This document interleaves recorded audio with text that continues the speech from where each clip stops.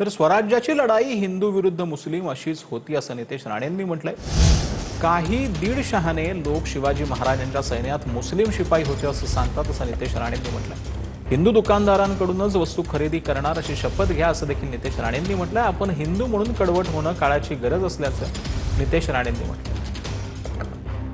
Islamic जे काय आक्रमण होत होतं त्याच्या विरुद्ध छत्रपती शिवाजी महाराजांनी स्वराज्य उभं केलं। अहो, स्वराज्याची लढाई ही इस्लामच्या विरोधातच होती, हिंदू विरुद्ध मुसलमान होती, हे सगळ्यांना माहिती आहे। काही आपल्यातले दीडशाणे आहेत ते आम्हाला सांगतात नाही नाही महाराजांच्या सैन्यामध्ये मुसलमान होते। काय तुझ्या पाकिस्तानमध्ये अफगाणी येऊन तुला सांगितलं? दाखव कुठेतरी लिहिलेलं। दुकानाच्या त्या इकडे मागे बसलेला विचारा, अरे बाबा तू हिंदू आहेस ना तरच मी तुझ्याकडे घेईन, नाही तर मी घेणार नाही। पण ह्याची काळजी घ्या आज, कारण का आजकाल वरती जय श्रीराम लिहिलं असतं आणि आतमध्ये अब्दुल पण बसला असतो।